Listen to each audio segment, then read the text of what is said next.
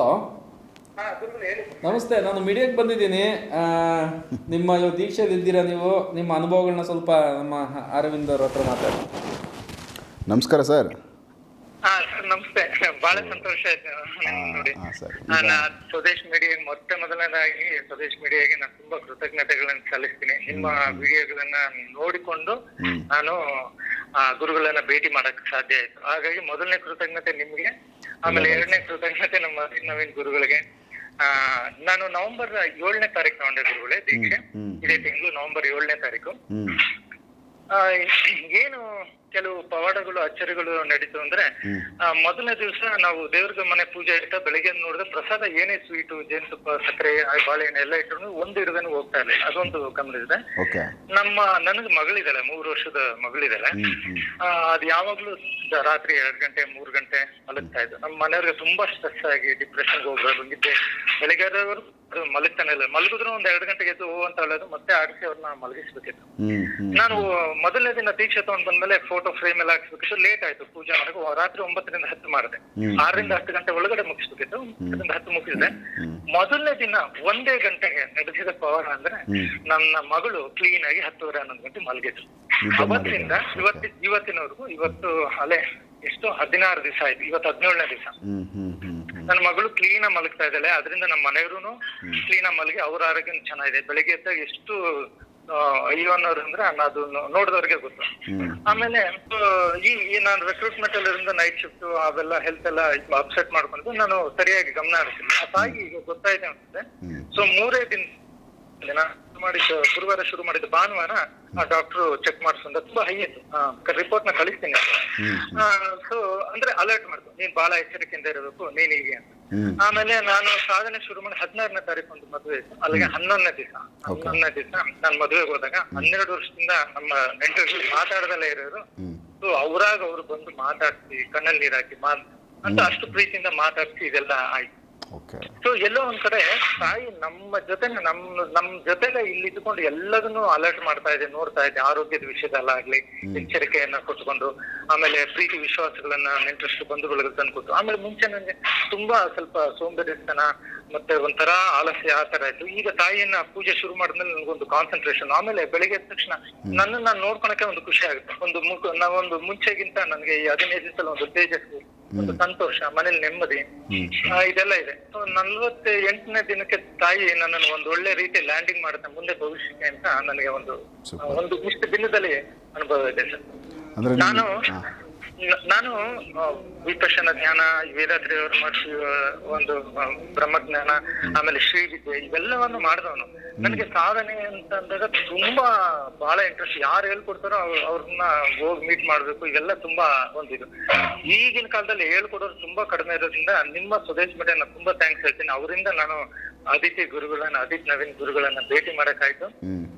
ಹಾಗಾಗಿ ಅವ್ರನ್ನ ನಾನು 1 ತಿಂಗಳು ಮುಂಚೆನೆ ಭೇಟಿ ಮಾಡಿ ಅವ್ರನ್ನ ನಾನು ಕನ್ಸಲ್ಟೇಷನ್ ಮಾಡ್ಕೊಂಡು ಬಂದಿದ್ದೆ. ಆಮೇಲೆ ಬಂದು ನಾನು ನವರಾತ್ರಿ ಆದ್ಮೇಲೆ ದೀಕ್ಷೆ ಅಂತೇಳಿ ನವೆಂಬರ್ 7ಕ್ಕೆ ನಾನು ತಗೊಂಡೆ. ಒಂದು ಇಷ್ಟರಲ್ಲಿ ನನ್ಗೆ ಏನ್ ಅನುಭವ ಅಂತ ಅಂದ್ರೆ ಗುರುಗಳಲ್ಲಿ ಏನೋ ಒಂದು ಶಕ್ತಿ ಇದೆ.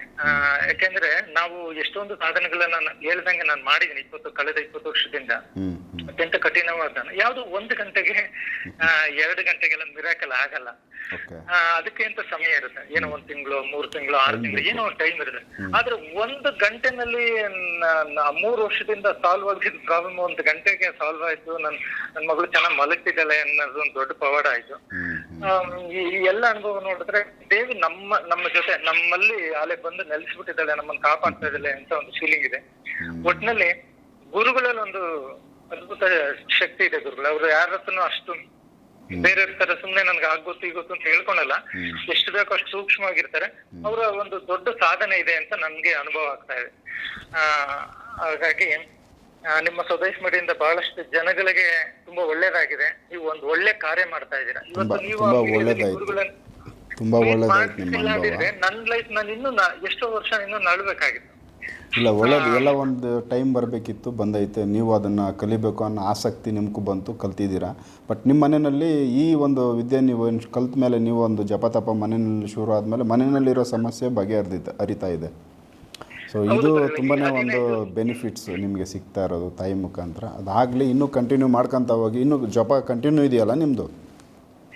ಇದೆ ಗುರುಗಳೇ. ಇನ್ನೊಂದು ಗುರುಗಳೇ, ನೀವು ತಾಯಿ ಅಂತಂದ್ರಲ್ಲ, ಈಗ ನಮಗೆ ಜನ್ಮ ಕೊಟ್ಟಂತವ್ರು ತಂದೆ ತಾಯಿ ಇದ್ರು, ಆತ್ಮವನ್ನ ಕೊಟ್ಟಿದ್ದು ಆ ತಾಯಿನೇ ಅಲ್ವಾ?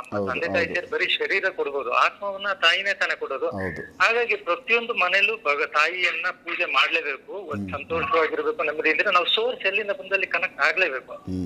ಆ ದಾರಿಯನ್ನ ಆದಿನಾರಾಯಣ ಗುರುಗಳು ನಾನು ಏನೇನೋ ಕಲಿಬೇಕು ಅದಂತ ಅಂದ್ರೆ ಅವರು ಸರಿಯಾಗಿ ಮಾರ್ಗದರ್ಶನ ಮಾಡ್ತಾರೆ.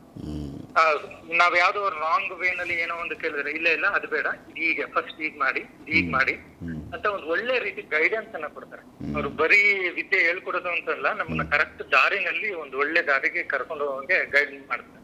ಯಾಕಂದ್ರೆ ನಾನು ಏನೋ ಈಗ ಹೊಸದಾಗಿ ಸ್ಪಿರಿಚುವಲ್ ಫೀಲ್ಡ್ ಅಲ್ಲಿ ಬಂದನಲ್ಲ, 25 ವರ್ಷಗಳಿಂದ ಎಲ್ಲಾ ಗುರುಗಳು ನೋಡ್ಕೊಂಡು ಎಲ್ಲ ದಾರಿನಲ್ಲಿ ಬಂದಂತವನಿಗೆ ಅವರು ಒಂದೇ ಮಾತು ಹೇಳಿದ್ರು ಅದ್ರಲ್ಲಿ ತುಂಬಾ ಅರ್ಥ ಇರುತ್ತೆ. ಅಷ್ಟು ಸೂಕ್ಷ್ಮವಾಗಿ ವಿಚಾರಗಳನ್ನ ತಿಳಿಸ್ತಾರೆ, ಒಳ್ಳೆ ರೀತಿ ಗೈಡ್ ಮಾಡ್ತಾರೆ ಸರ್. ಅದು ಇಂಪಾರ್ಟೆಂಟ್. ತುಂಬ ಅನುಭವಗಳು ನಿಮ್ಗೆ ನೋಡಿ ಇನ್ನೂ ಕಂಟಿನ್ಯೂ ಮಾಡ್ತಾ ಇದ್ದೀರಾ. ಈಗ ಜಪಗಳು ಶುರು ಮಾಡಿದಾಗ್ಲಿಂದನೇ ಏನೋ ಒಂದು ಮಿರಾಕಲ್ಗಳಾಗ್ತಾ ಇದ್ದಾವೆ. ಒಂದು ಗಂಟೆನಲ್ಲಿ ಎಲ್ಲಿ ಸರ್ ನಾನು ಲೈಫಲ್ಲೇ ನೋಡಿಲ್ಲ. ನಾನು 25 ವರ್ಷಗಳಿಂದ ಆ ತರ ಅನುಭವ ಆಗಿದ್ದು ನಾನು ನೋಡೇ ಇಲ್ಲ. ಇರಲಿ, ಒಳ್ಳೇದಾಯಿತು ತಮ್ಮ ಜೊತೆ ಮಾತಾಡಿ. ಸೊ ಕಂಟಿನ್ಯೂ ಮಾಡ್ಕೊಂಡಾದ್ಮೇಲೆ ಹೊಸದಾಗಿ ಏನು ಅನುಭವ ಆಗುತ್ತೋ ಆಮೇಲೆ ಬೇರೆ ಇನ್ನೂ ಅನುಭವ ಏನೋ ಆಯ್ತು ಅಂದಾಗ ಮತ್ತೆ ನಿಮ್ಮ ಜೊತೆ ಮಾತಾಡ್ತೀವಿ. ಖಂಡಿತ ಗುರುಗಳೇ, ನಿಮ್ಮ ಹತ್ರ ಮಾತಾಡಿ ಬಹಳ ಸಂತೋಷ ಆಯ್ತು. ನಮಸ್ಕಾರ. ನಮಸ್ಕಾರ. ಓಕೆ.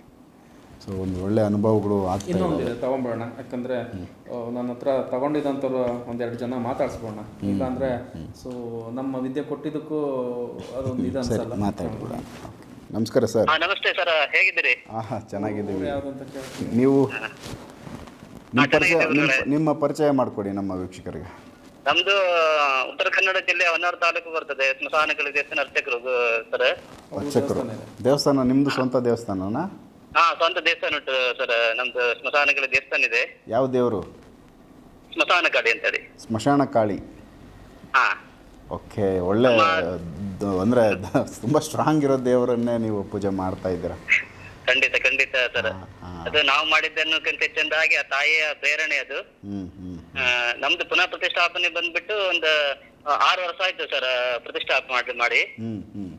ಆ ನಂತರ ಒಂದು 2 ವರ್ಷದಿಂದಾಗಿ ತುಂಬಾ ಯಾವುದೇ ಒಂದು ದೋಷದಿಂದಾಗಿ ತುಂಬಾ ಪ್ರಾಬ್ಲಮ್ ಆಗ್ತಾ ಇತ್ತು.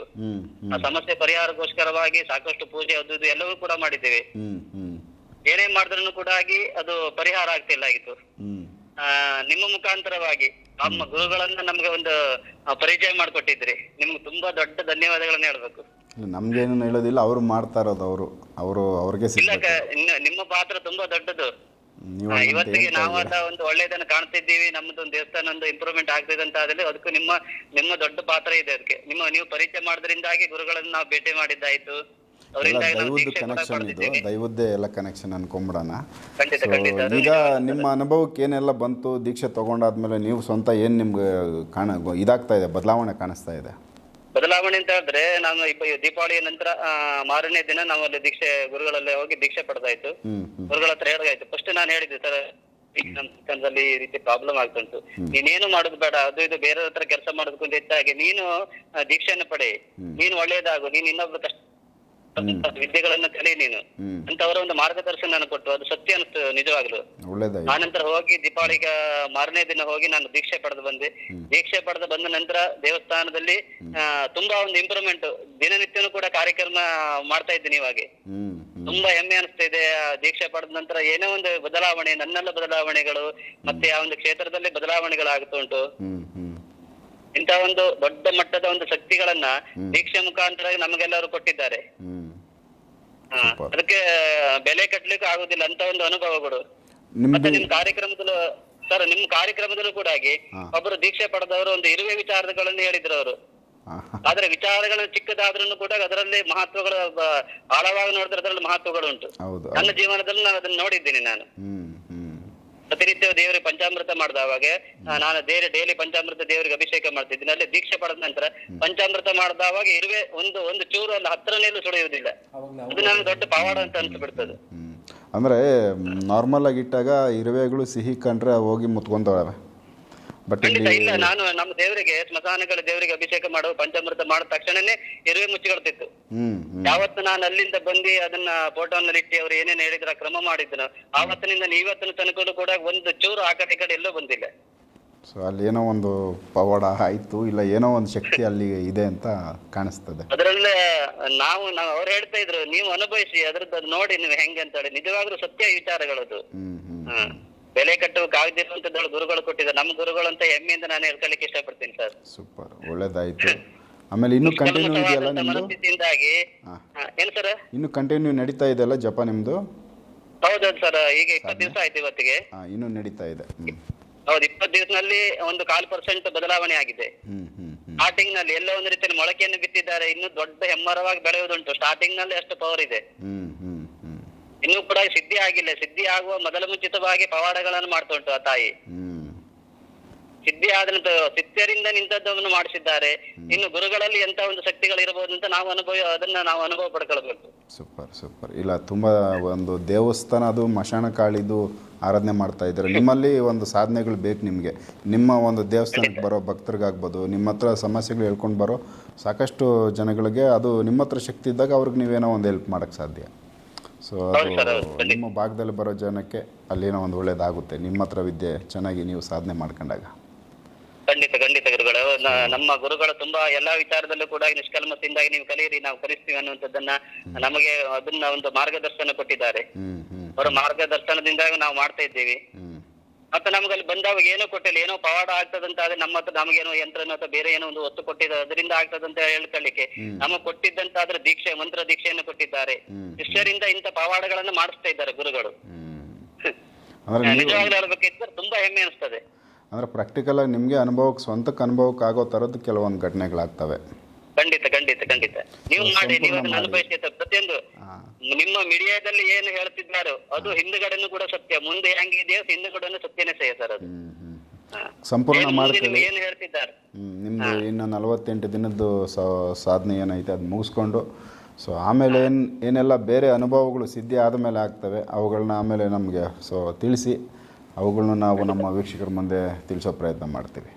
ಖಂಡಿತ. ನಮ್ಮ ದೇವಸ್ಥಾನದ ಪ್ರಾಬ್ಲಮ್ಗಳೇ ಸಾಲ್ವ್ ಮಾಡಿದ್ದಾರೆ. ಮನೆ ಸಮಸ್ಯೆಗಳು ಮತ್ತೆ ವ್ಯಕ್ತಿಯ ಸಮಸ್ಯೆಗಳು ಯಾವ ಲೆಕ್ಕವಲ್ಲ ಗುರುಗಳಿಗೆ.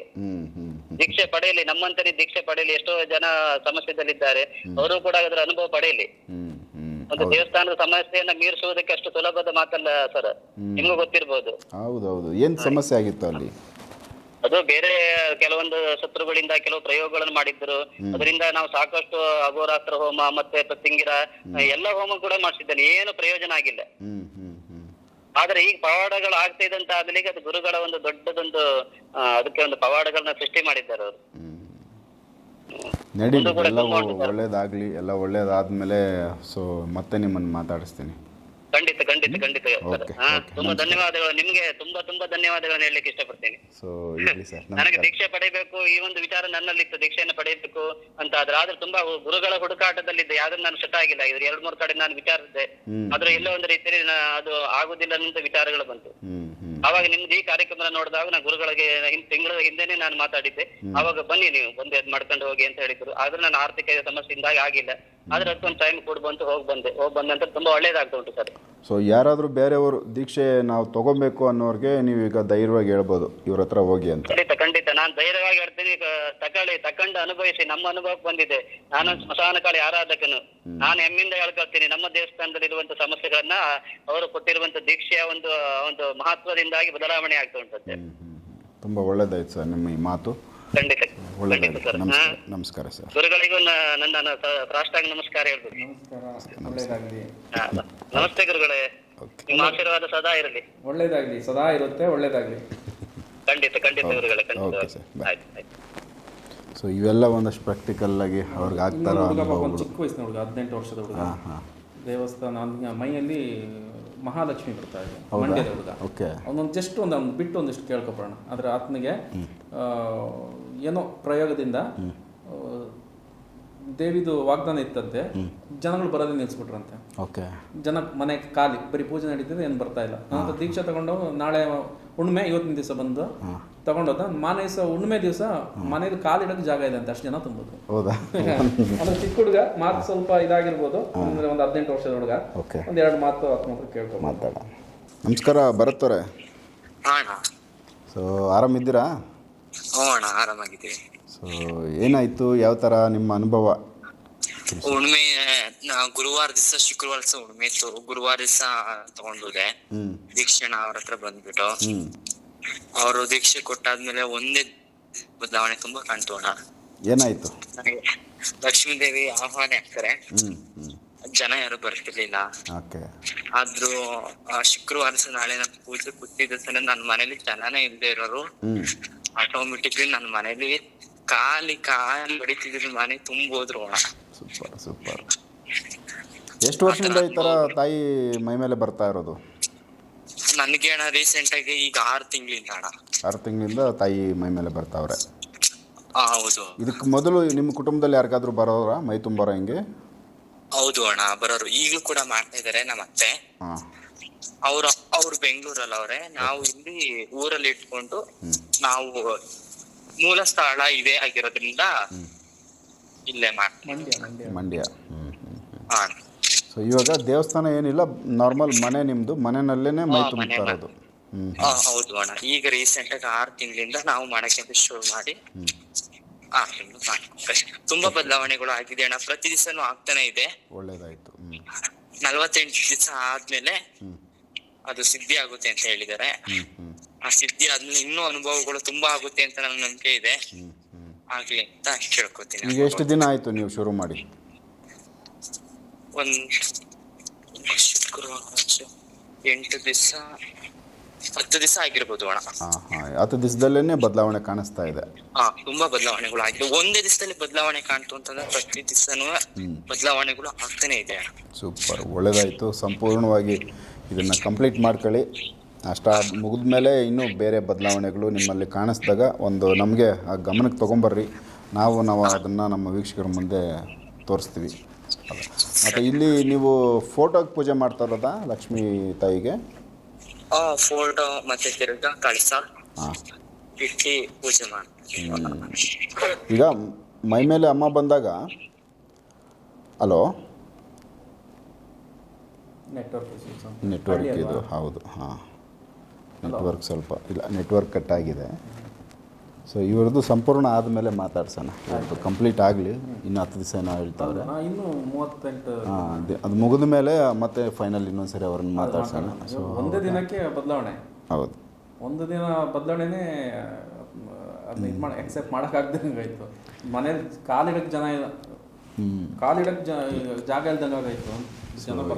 ನೆಕ್ಸ್ಟ್ ಮಾತಾಡೋಣ ಅವ್ರ ಜೊತೆ. ಸೊ ಇವೆಲ್ಲ ಒಂದಷ್ಟು ನಿಮ್ಮ ಹತ್ರ ದೀಕ್ಷೆ ತಗೊಂಡು ಆದಮೇಲೆ ಅವ್ರವ್ರ ಮನೆಗಳಲ್ಲಿ ಸಿದ್ಧಿಗಳು ಬದಲಾವಣೆಗಳು ಅಂದರೆ ಕಂಡು ಕೇಳರಿಯದಂಥ ಬದಲಾವಣೆಗಳು. ಸೊ ನೀವು ಸಿದ್ಧಿ ಇವಾಗ ಏನು ಒಂದು ದೀಕ್ಷೆ ಕೊಡ್ತೀರಾ?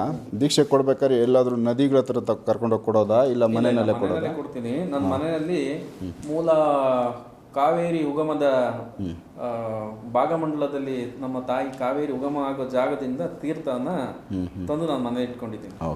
ಕಮಂಡಲದಲ್ಲಿ ಬಂದು ಬೀಳುವಂತ ನೀರು ತಾಯಿ ಉಗಮ ಆಗಿ ಬೀಳುವಂತ ಮೇನ್ ಜಾಗ, ಅಲ್ಲಿ ತಾಯಿನೇ ಸಾಕ್ಷಾತ್ ಕಾವೇರಿನೇ ಉಗಮ ಆಗಿ ಅಲ್ಲಿ ಬೀಳುವಂಥದ್ದು. ಆ ನೀರಿನಲ್ಲಿ ಸಾಕ್ಷಾತ್ ಕಾವೇರಿನೇ ಇರ್ತಾರೆ. ಆ ನೀರನ್ನೇ ಪವಿತ್ರವಾದಂಥ ತೀರ್ಥ ಅಂತ ನನ್ನ ಮನೇಲಿದೆ. ಬಂದವ್ರಿಗೆ ಮೊದಲು ಸ್ನಾನ ಮಾಡಿಸಿ, ಕೆಲವು ಸ್ನಾನ ಮಾಡ್ಕೊಂಡು ಬಂದಿರ್ತಾರೆ, ಬಂದ್ಮೇಲೆ ಮನೆಯಲ್ಲಿ ಸ್ವಲ್ಪ ಕೈ ಕಾಲು ಮುಖ ತಗೊಂಡು ಆದ್ಮೇಲೆ ನೇರವಾಗಿ ಪ್ರೋಕ್ಷಣೆ ಮಾಡ್ತೀನಿ. ಪರಿಶುದ್ಧ ಆದ್ಮೇಲೆ ಮತ್ತೆ ನಾನು ದೀಕ್ಷೆ ಮನೆಯಲ್ಲೇ ಕೊಡ್ತೀನಿ. ದೀಕ್ಷಾ ಶಕ್ತಿ ಅನ್ನೋದು ಗುರುವಿನಲ್ಲಿರ್ಬೇಕು. ಮೊದಲು ನೀವು ಸ್ಥಳ ಶುದ್ಧವಾಗಿದ್ರೆ ಸಾಕು, ಸೂಕ್ತವಾಗಿದ್ರೆ ಸಾಕು. ಅದಕ್ಕೆ ನದಿ ದಂಡೆನೇ ಇದು ಅಂತ ಅಂದ್ರೆ ಕೆಲವರಿಗೆ ಅದ್ರ ವ್ಯವಸ್ಥೆ ಇಲ್ದಿದ್ದಾಗ, ವ್ಯವಸ್ಥೆ ಇದ್ದಾಗ ತೊಂದರೆ ಇಲ್ಲ. ಆದ್ರೆ ನಾವು ಇಲ್ಲಿಂದ ನದಿಗೆ ಹೋಗ್ಬೇಕಂದ್ರೆ ಒಂದು ಶ್ರೀರಂಗಪಟ್ಟಣ ಹೋಗ್ಬೇಕು. ಸೊ ಅದೆಲ್ಲ ಒಬ್ಬ ವ್ಯಕ್ತಿಗಳನ್ನ ಕರ್ಕೊಂಡು ಅಲ್ಲಿ ಹೋಗೋದು ಕಷ್ಟ. ಅದಕ್ಕೆ ತಾಯಿನೇ ತಂದು ಕಮಂಡಲದಲ್ಲಿ ಅಗಸ್ತ್ಯ ಋಷಿಗಳು ಹೇಗೆ ಇದ್ರ ಕಮಂಡಲ್ ಇಟ್ಟಿದ್ರು, ಹಾಗೇನೆ ತಾಯಿಯ ಮೂಲ ನೀರನ್ನೇ ತಂದು ನಮ್ಮ ಇದರಲ್ಲಿ ಮನೇಲಿ ಇಟ್ಟಿರ್ತೀನಿ. ಬಟ್ ದೀಕ್ಷೆ ಕೊಟ್ಟ ಮೇಲೆ ಪ್ರಾಕ್ಟಿಕಲ್ ಆಗಿ ಅವ್ರಿಗೆ ಅನುಭವಗಳು ಆಗ್ತಾ ಇದೆ, ಹಂಗಾಗಿ ಸಿದ್ಧಿ ಆಗ್ತಾ ಇರೋದು ನಮಗೆ ಪ್ರಾಕ್ಟಿಕಲ್ ಆಗಿ ಕಾಣಲ್ಲ. ಅದು ಒಂದು ಜೊತೆಗೆ ನಮ್ಮ ಅಂಬರೀಷ ಇಲ್ಲ, ಇಲ್ಲಿ ಸಿದ್ಧಿ ಆದಂತವ್ರು, ಮುಗ್ದಂತವ್ರು, ಅವರು ಸಿದ್ಧಿಯಲ್ಲಿ ಇರೋಂಥವ್ರು, ಇವರು ಮುಗ್ದು ಬಂದು ಕೂದಿರೋಂಥ ಸಾಕಷ್ಟು ವಿಚಾರಗಳನ್ನ ನೀವು ಪ್ರಾಕ್ಟಿಕಲ್ ಆಗಿ ನಮ್ಮ ವೀಕ್ಷಕರ ಮುಂದೆ ತಿಳಿಸಿದ್ದೀರಾ. ಸೊ ಅದರಲ್ಲೂ ಹೆಣ್ಮಕ್ಳದ್ದು ಹೇಳಿದ್ರಿ, ಈ ಮಂತ್ಲಿ ತೊಂದರೆಯಲ್ಲಿರೋರಿಗೆ ಆಗಲ್ಲ, ಅದು ಬಿಟ್ಟು ನೆಕ್ಸ್ಟ್ ಯಾರಿಗೆ ಆ ಥರ ಸಮಸ್ಯೆ ಇಲ್ಲ ಅಂಥವ್ರಿಗೆ ಸಿದ್ಧಿ ಮಾಡ್ಬೋದು ಅಂತ. ಸೊ ಇವೆಲ್ಲ ಒಂದು ಮಾತ್ರ ಇನ್ನು ಸಣ್ಣ ಹುಡುಗರಿಗಾಗುತ್ತೆ ಅಲ್ಲ ಮೋಸ್ಟ್ಲಿ ಸಣ್ಣ ಹುಡುಗರು ಅವ್ರು ಮಾಡೋಕ್ಕಾಗಲ್ಲ, ಯಾಕಂದ್ರೆ ಮೆಚುರಿಟಿ ಇರಲ್ಲ. ಮಂತ್ರ ಜಪ ಇವೆಲ್ಲ ತುಂಬಾ ಇಂಪಾರ್ಟೆಂಟ್. ಯಾಕಂದ್ರೆ ಯಾವುದೇ ಮಂತ್ರನ ತಪ್ಪಾಗಿ ಉಚ್ಚಾರಣೆ ಮಾಡಬಾರ್ದು. ಅದನ್ನ ಉಚ್ಚಾರಣೆ ಮಾಡಿದ್ರೆ ಉಲ್ಟಾ ಹೊಡಿತೆ ಹೊರತು ಸರಿಯಾಗಿರಲ್ಲ. ಅದಕ್ಕೆ ಗುರು ಆದವನು ಗೊತ್ತಿದ್ದು ಕೂಡ ಯಾವುದೇ ಹಣದ ಆಸೆಗೋಸ್ಕರ ಎಲ್ಲರೂ ಕೊಡ್ತೀನಿ ಅಂತ ಸಿಕ್ಕಿದವ್ರಿಗೆಲ್ಲ ಕೊಡೋಕೆ ಹೋಗ್ಬಾರ್ದು. ಮೆಚುರಿಟಿ ಇರೋಂಥವ್ರು ಕೊಡಬೇಕು, ಅದನ್ನ ಸಿದ್ಧಿ ಮಾಡೋಂಥವ್ರು ಕೊಡಬೇಕು. ಸೊ ಅದರಿಂದಾಗಿ ನೋಡ್ಬಿಟ್ಟು ಮೆಚುರಿಟಿ ಅಂತವ್ರಿಗೆ ಕೊಡೋದು. ಸೊ ಇದಿಷ್ಟು ನಮ್ಮ ಯಾಕಂದ್ರೆ ಆದಿತ್ಯ ಅವ್ರ ಬಗ್ಗೆ ಅವರು ಶಿಷ್ಯಂದರು ಈಗೇನು ಜಪ ಮಾಡೋರ್ಗೂ ಕೂಡ ಆಗ್ತಾರೋ ಕೆಲವೊಂದು ಅನುಭವಗಳನ್ನ ನಿಮ್ಮ ಮುಂದೆ ಶೇರ್ ಮಾಡಿದ್ದೀವಿ. ಇದರಲ್ಲಿ ಯಾರಾದರೂ ದೀಕ್ಷೆ ನಾವು ಪಡಿಬೇಕು, ನಾವು ಕೂಡ ಇದರಲ್ಲಿ ಆಸಕ್ತಿ ಇದ್ದರೆ ದೀಕ್ಷೆ ಅಂದ್ರೆ ಇನ್ನೊಂದು, ಕೆಲವರು ಫೋನ್ ಮಾಡ್ಬಿಟ್ಟು ಗುರುಗಳೇ ನೀವು ಪ್ರೋಗ್ರಾಮ್ ಅಲ್ಲಿ ಹೇಳಿದೀರಾ ಯಾವ್ದು ದೀಕ್ಷೆ ಕೊಡ್ತೀರಾ ಅಂತ ಬರೀ ಮಂತ್ರ, ಅವ್ರು ಏನ್ ಅನ್ಕೊಂಡಿದ್ದಾರೆ ಒಂದು ಮಂತ್ರ ಕೊಡ್ತಾರೆ, ಆ ಮಂತ್ರದಿಂದ ನಮ್ಗೆ ಇದಾಗ್ಬಿಡ್ತದೆ, ಆಮೇಲೆ ಫ್ರೀ ಆಗಿ ಕೊಡ್ತಾ ಇದ್ದೀರಾ ಅಂತ ಕೇಳ್ತಾ ಇದ್ದಾರೆ. ಇದು ವಿದ್ಯೆನ ಹೇಳ್ಕೊಡೋದು. ನಾ ಇದನ್ನ ಯಾವ್ದು ಫ್ರೀ ಆಗಿ ಕೊಡೋಕ್ಕಾಗಲ್ಲ. ಯಾವ ವಿದ್ಯೆ ನಾವು ಫ್ರೀ ಆಗಿ ಕೊಟ್ಟರು ಕೂಡ ಅದು ಅವ್ರಿಗೆ ಉಪಯೋಗಕ್ಕೆ ಬರಲ್ಲ. ಸೊ ನನ್ನೊಬ್ಬ ಗುರು ಕಾರಣಿಕೆ ನಂದು ಇದ್ದೇ ಇರುತ್ತೆ. ನನ್ನ ಫೀಸ್ ಇಟ್ಕೊಂಡೆ ನಾನು ವಿದ್ಯೆಗಳು ಹೇಳ್ಕೊಡ್ತಾ ಇರೋದು. ಸೊ ಅದರಿಂದ ವೀಕ್ಷಕರಿಗೆ ಏನು ಹೇಳೋಕ್ಕೆ ಇಷ್ಟಪಡ್ತೀನಿ ಅಂದರೆ, ಎಲ್ಲ ಕೇಳ್ಕೊಂಡು ದೀಕ್ಷೆ ಅಂದ್ಕೊಂಡ್ರೆ ಅವ್ರು ಏನೋ ಬರೀ ಮಂತ್ರನ ಕೊಡ್ತಿದ್ದಾರೆ ಅನ್ಕೊಂಡಿದ್ದಾರೆ. ದೀಕ್ಷೆ ಅಂದರೆ ವಿದ್ಯೆ, ಇದು ಮೂಲ ವಿದ್ಯೆಯನ್ನು ಅವ್ರಿಗೆ ನಾನು ದಾರಿ ಎಳೀತಾ ಇರೋದು. ಅಂದರೆ ಸಮಸ್ಯೆ ಏನಂದರೆ, ಎಲ್ಲರ ಹತ್ರನೂ ಹೋಗಿ ನಾನು ಅಲ್ಲಿ ಕಳ್ಕೊಂಡೆ ಅನ್ನೋ ಬದಲು ಅವ್ರನ್ನವ್ರು ಪ್ರೊಟೆಕ್ಷನ್ ಮಾಡ್ಕೊಳ್ಳಿ ಅಂತ. ಎಕ್ಸಾಂಪಲ್ ನಮ್ಮ ಅಂಬರೀಷ್ಗೆ ಹೇಳ್ದಂಗೆ ಪ್ರೊಟೆಕ್ಷನ್ ಮಾಡ್ಕೊಳ್ಳಿ ಅಂತ ಮೂಲ ವಿದ್ಯೆನ ಅವ್ರಿಗೆ ನಾನು ಹೇಳ್ಕೊಡ್ತಾ ಇದ್ದೀನಿ. ದೀಕ್ಷೆ ಅಂದ್ರೆ ಅದು. ದೀಕ್ಷೆ ಅಂದ್ರೆ ಯಾವ್ದೋ ಮಂತ್ರನ ಹೇಳ್ಕೊಡ್ತಿದ್ದಾರೆ, ಗುರುಗಳು ಫ್ರೀ ಆಗಿ ಕೊಡ್ತಿದ್ದಾರೆ, ಎಲ್ಲಿ ಬರಬೇಕು ಅಂತ ಕೇಳೋರು ತುಂಬಾ ಜನ ಇದ್ದಾರೆ. 48 ದಿನ ಆ ನಿಷ್ಠೆ ನಿಯಮಗಳನ್ನ ಫಾಲೋ ಮಾಡಿ ಅವರು ಅದನ್ನ ಸಾಧನೆ ಮಾಡ್ಕೊಂಡ್ರೆ ಆ ದೀಕ್ಷೆ ನೀವು ಕೊಟ್ಟಿದ್ದು ಅವ್ರಿಗೆ ಲಭಿಸುತ್ತೆ, ಲಭಿಸ್ತಾ ಇದೆ. ಏನು ಮಹತ್ತರ ಕಷ್ಟವೇನಿಲ್ಲ. ದೀಕ್ಷೆ ತಗೊಂಡೋದ್ಮೇಲೆ ಇದನ್ನ ಫಾಲೋ ಅಪ್ ಮಾಡಿಲ್ಲ ಅಂದ್ರೆ ಅದು ಫೇಲ್ಯೂರ್ ಆಗುತ್ತೆ. ಹೌದು, ಫಾಲೋ ಮಾಡಿದ್ರೆ ಖಂಡಿತ ಫೇಲ್ಯೂರ್ ಆಗುತ್ತೆ. ನೀವು ಹೇಳಿದ ನಿಯಮಗಳನ್ನ ಫಾಲೋ ಮಾಡಬೇಕು. ಫಾಲೋ ಮಾಡಿದವ್ರು ಎಲ್ಲರಿಗೂ ಆಗಿದೆ. ಇದೇನು ಮಹತ್ತರವಾದಂತ ಕಷ್ಟ ಏನಿಲ್ಲ, ಆರಾಮಾಗಿ ಎಲ್ಲರೂ ಮಾಡ್ಬೋದು. ಸ್ವಲ್ಪ ನಿಷ್ಠೆ ಇರಬೇಕಷ್ಟೇ. ಹೌದು, ನಿಷ್ಠೆಯಿಂದ ಪ್ರಾಮಾಣಿಕದಿಂದ ಮಾಡಬೇಕು. ಸೊ ವೀಕ್ಷಕರೇ, ಇದಿಷ್ಟು ಆದಿತ್ಯವ್ರಿಗೆ ಸಂಬಂಧಪಟ್ಟಂತೆ ಅವ್ರು ಕೊಡೋ ದೀಕ್ಷೆಗೆ ಸಂಬಂಧಪಟ್ಟಂತೆ ಪ್ರಾಕ್ಟಿಕಲ್ ಆಗಿ ವಿಚಾರಗಳನ್ನ ತಿಳಿಸಿದ್ದೀವಿ ನಿಮ್ಮ ಗಮನಕ್ಕೆ. ನೆಕ್ಸ್ಟ್ ಇನ್ನೂ ಬೇರೆ ವಿಚಾರಗಳನ್ನ ಮತ್ತು ಇವರು ಕೊಡೋ ಕೆಲವೊಂದಷ್ಟು ಪರಿಹಾರಗಳು ಏನು ಕೆಲಸಗಳು ಮಾಡ್ತವೆ, ಸೊ ಅವುಗಳ ಬಗ್ಗೆ ನೆಕ್ಸ್ಟ್ ವಿಡಿಯೋದಲ್ಲಿ ಮಾತಾಡಿಸ್ತೀವಿ. ಎಪಿಸೋಡ್ ನೋಡ್ತಾ ಹೋಗಿ. ನಮಸ್ಕಾರ.